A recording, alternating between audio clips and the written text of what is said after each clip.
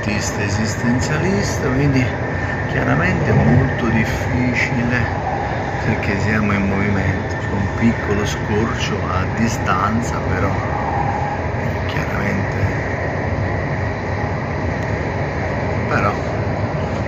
è un qualche cosa in movimento, sicuramente ripeto molto difficile da apprezzare. Afragola, quindi il tramonto da Afragola era un tramonto che non avevo, chiaramente ripeto è già più complicato adesso